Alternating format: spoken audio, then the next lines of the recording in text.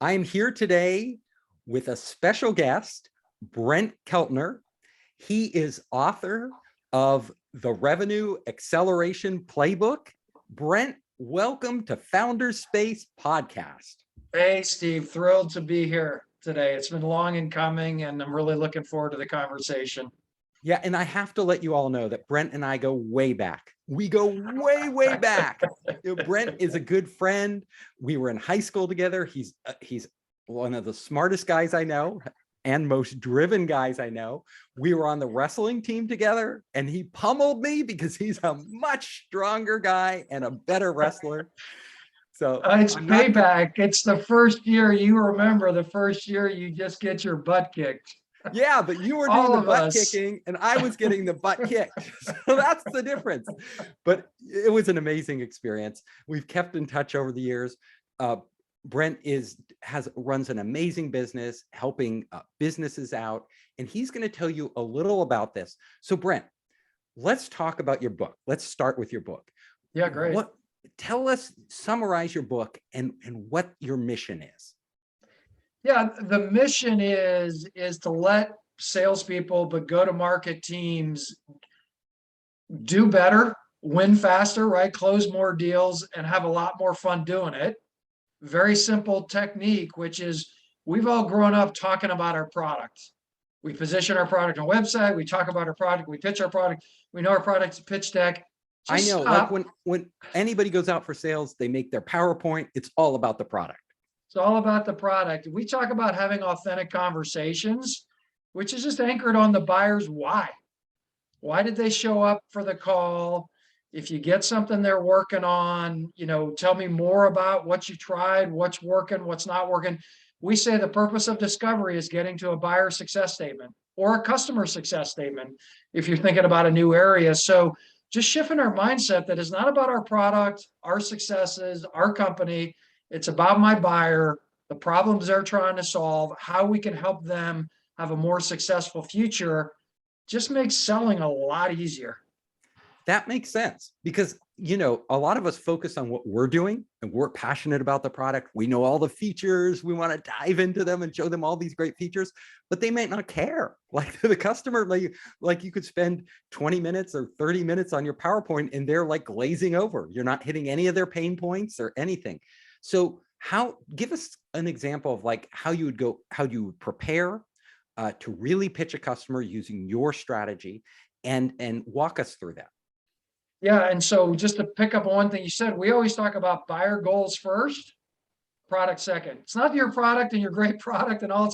It's not that it doesn't matter, but it only matters to a buyer when it's pointed at something they care about.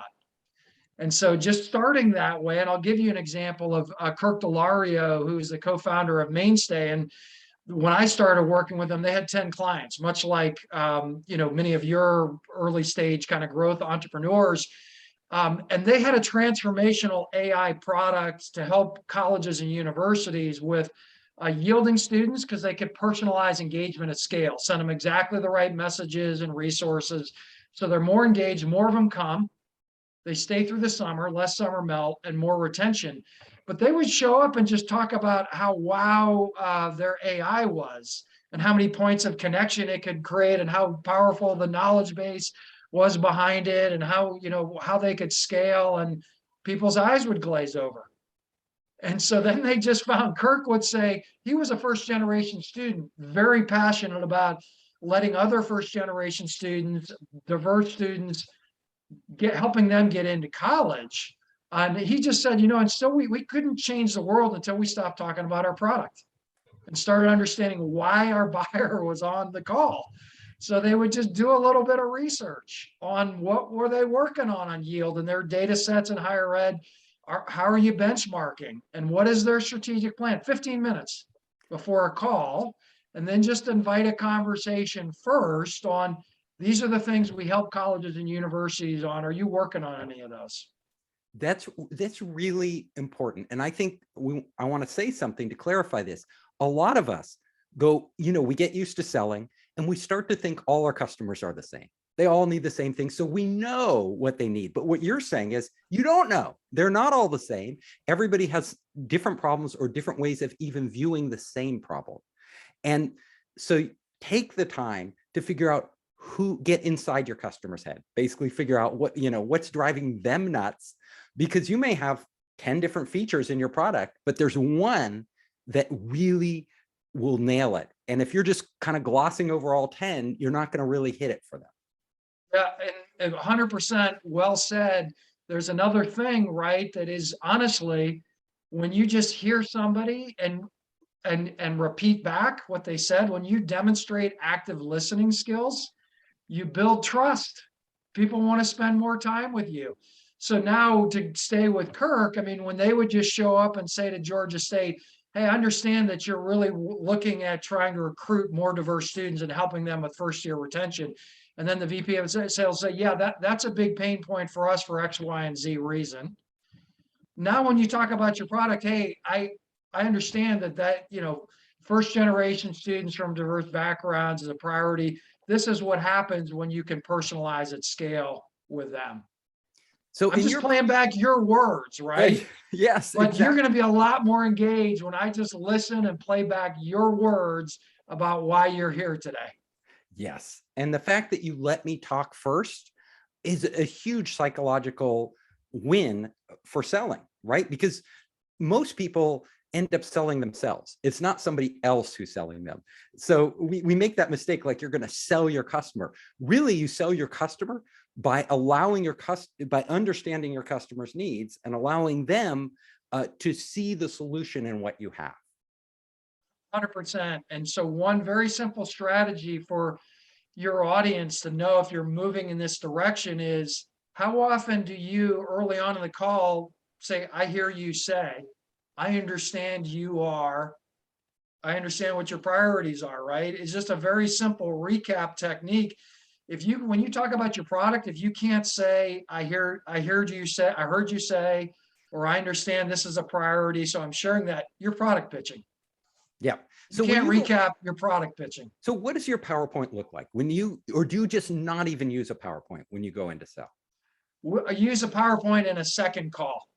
In a first call, usually just use guided questioning, and then we'll talk back about our product and then see if there's alignment. In a second call, and it's a great question, I was just on with a team today. This is the order we encourage PowerPoint is introductions first, because often people will do their agenda slide and then introductions and they forget to do the agenda. So introductions, let's all get to know each other. Let other people introduce themselves. Your introduction should include your elevator pitch, your 60-second commercial about what's unique about Wynalytics, what's unique about Mainstay, right? What is our brand promise? Then let's go to the agenda. Hey, I just shared what the things we help colleges and universities, in our case, what we help go-to-market teams. Now I want to spend a little bit more time just understanding your priorities and pain points. Then I can share more on our approach. And we're looking here to see if we have a fit today. Are there things we can help you achieve, and what would we do about it next? So cool. Introductions, quick kind of overview about us based on the introductions, quick agenda slide on what we're trying to accomplish. Now, when you first engage on that first Zoom call or in-person meeting with a potential customer, how do you open it up, and what are the key questions you ask to kind of get the best response, that give you the most information about what's in that customer's head? Yeah, so eating our own dog food, I usually just do 15 minutes, and I commit to that. We're busy, and you're not going to do 2 hours of research and have a productive sales pipeline, but I'll do 15 minutes of research, and I'll just look at their website, right? And how good are they at showing their use cases and how they drive outcomes for their buyers? What industry are they in that we work with? So what might I hypothesize that they're working on about either, trying to engage new buyers, so new opportunities, closing more of their deals, sales acceleration, stalls is a big problem, land and expand. How do we use our account motion? And I will introduce us, and Wynalytics as kind of, we help teams shift from product driven to more holistic go-to-market strategies that anchor on value and build a more seamless buyer and customer journey. With companies like you, often we see these are 2 or 3 things they're working on. Are you working on any of those? If not, are there other things that got you to take the call today? Okay, right. And that's an important one. Why did you take this call? Like, why did you take the call? Right. What's in your head? So now let's move forward. So you've done the first 2 meetings with a customer. What comes next? What's your strategy? So for us, and we encourage this in any discovery call, you got to get a champion, right? We sell to people, somebody on their side has to, we don't close anything. The buyers on that side, we have to guide them to a close. So we got to get a champion. You don't go to a stakeholder group until you have a champion that can tell you how you can make them more successful. Now you got to get that stakeholder group. Everybody's selling to 6 to 8 people. Who else, Mr. or Mrs. Champion, was just on a call with a company in the industrial automation space. Okay, so she's the COO, VP of marketing, key engagement, CEO is going to have to sign off. All right, how do I get that group lined up? So now I got to get stakeholder lined up. And to your point, you've done a couple of calls. For us. We talk about a key thing people often miss is, okay, sounds like we have alignment around these use cases. What's our path to partnership? What are the steps we have to go through on, okay, we're lined up with COO, VP of marketing. What do we have to do? What's the business case for the CEO? What's your procurement process look like? In some cases, does IT have to get involved? How does legal treat these? Like you have a sole source process, their RFP. So literally we say, build a slide at the end of your stakeholder deck that just shows what are our next steps and who do we have to involve on your side? Because often we get to good engagement and then there are 4 other steps that become frictional and we've never asked about them. So before you send a proposal, kind of agree on the steps to a close and your proposal becomes part of that closing process. That's great. So yeah, so you with them are mapping out the steps and then you're putting that back in the proposal and getting their buy-off on that. Exactly. Sales process has failed because it talks about what sellers do. You need a mutual process. If you haven't externalized to your buyer the next steps, you're like trying to wrestle with an arm tied behind your back. We know about that. We know about that. We've been on the wrestling team. You can't really do that. So every step, right? I got to get buy-in. What do I do next? What do you do next? And we have to agree. It's a mutual process. Otherwise, our deals stall. So are there certain techniques you use when it comes right up to the close to get them to commit? Like you do a lot of sales into big strategic organizations. They can be quite difficult. You might not, they can be quite slow. So if things slow down or if they stall out, what do you do? Yeah, well, so slow down and stall out are slightly different. But if we take the different scenarios, how do you get urgency in the close? I always think about a work back plan. Right? Which is to say, what date do you want to be I'm going to recap their value. What date do you want to be started on to make sure you're securing new opportunities or closing deals at a higher velocity? And I want to pin a date, right? Ballpark within a couple of weeks or a start of a date. And then it's what do we have to do to go back?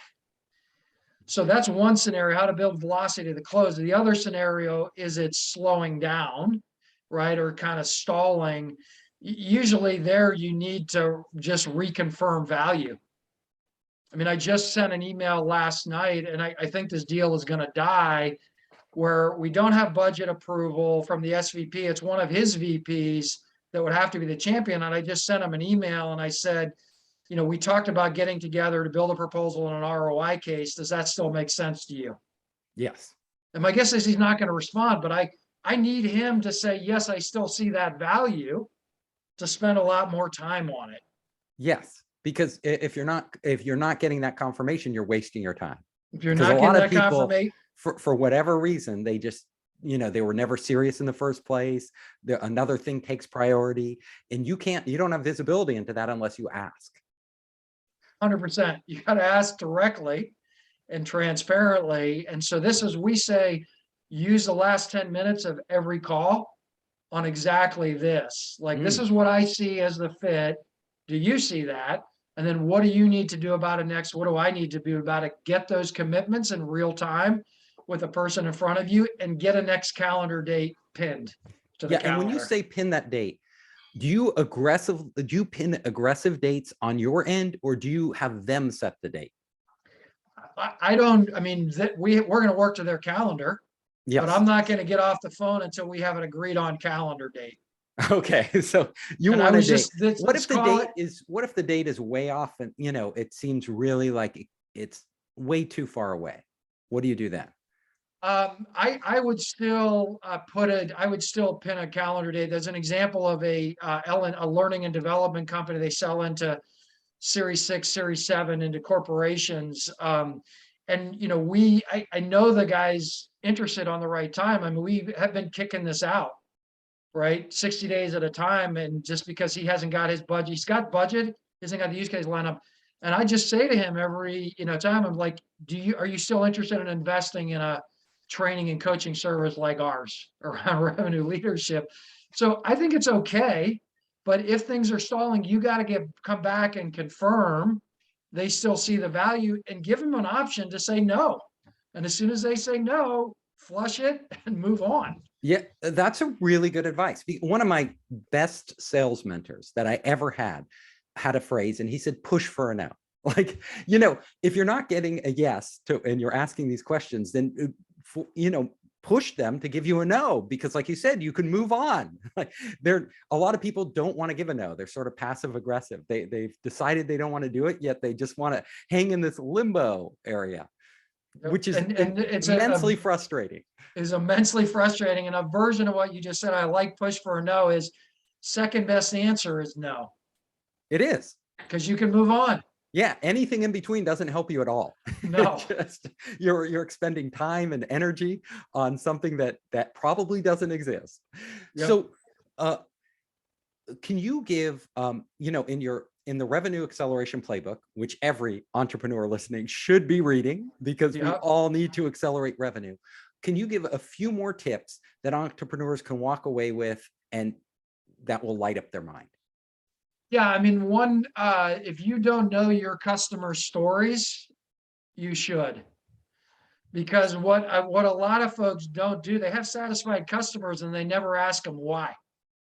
What did I change for you? And when you start selling your customer stories and your customers as heroes, right, you get a lot better idea of how to sell more. Because you're going to go find people with that problem that look like that customer. So so to get these stories, you ask your customer, how do you get them to tell you? Yeah, so we say, give a 3-part outreach, right? Which is just, hey, we've had success together. It's been great working with you. Would love to capture more what's worked, what really has gotten you to lean in, but also to hear anything that's not working. So let them know it's going to be a rah-rah session. It's like, you really want to get better at your relationship. So, hey, would love to just check in on how things are going, what's really working for you, what's not working for you, or anything we could improve, right? Best way to ask that. Could we just schedule 15, 20 minutes of time to hear more about that? 30 minutes, whatever. And do you record these? Do you record them on video? 100%. Yeah. I mean, you ask for permission, you record them, because now you're going to get their language. So you want to then be true. That's what you're going to go through. Hey, tell me how things are going. For some prompted questions you might want to probe on what's working and what's not working. What's the thing that's been most valuable to you around that second question? Would love to hear that in your own words. Anything we could improve on. But I want people not add a fourth thing, which is, if those first two go well, is, and are there any peers or people in your network that might, similarly get a similar kind of value? So it's an opportunity for customer service, capturing your testimonials, but also getting some references.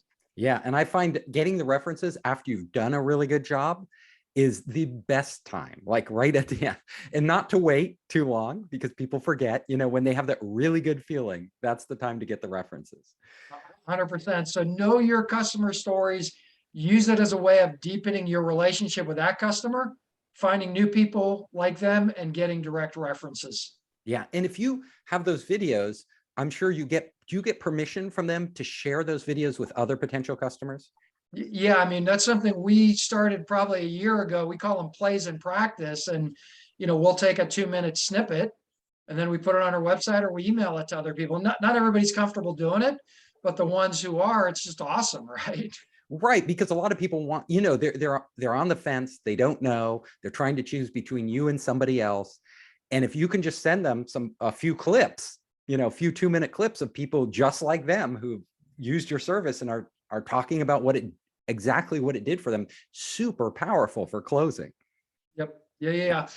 So that's one, is know your customer stories. But the two, I just want to shift a mindset shift. And we were just on coaching a guy today. He had an outreach, it was an expansion outreach email to a new business unit. And it really was about the product and what the product did.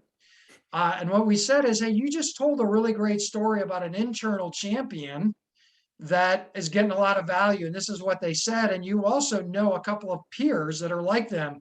What about writing an email that's like, hey, I've had success with Bob Jones. This is how he described our success together. Would you be interested in exploring if we could have that success with you? And here are a couple of other companies that we've had similar success with. So flip the switch in your head, product second. First is, where can you just engage your customers around what they value and where you've shown that value for other people like them. Leverage the social proof you have. So Brent, this has been incredible interview because you've given so many good nuggets of information for our entrepreneurs out there. You know, I will kind of summarize it, and it's one thing that I truly believe is that people don't care about your technology. They don't care about your product. They care only about what you can do for them. And I think that's, you know, that's at the heart of it. And your techniques for getting to that and going through the process, super valuable. So before we wrap up, can you tell the entrepreneurs out there how they can get a hold of you? Yeah, so one thing they can do, they can go to our book website, www.authenticitywins.com, right? Authenticity wins. We make more money. We like our jobs more. Our customers like us more. So they can go there. They can actually download a free chapter of the book, the forward and the free first chapter of the book. But they're also, you know, people can email me directly. They can connect on LinkedIn. My email is BKELTNER, Brent Keltner, bkeltner@Wynalytics.com. They can email me, and always happy to answer questions by email and love sharing best practices. That's how we've gotten good at what we do. We listen well and we answer well and we take other people's good practices. We're active learners.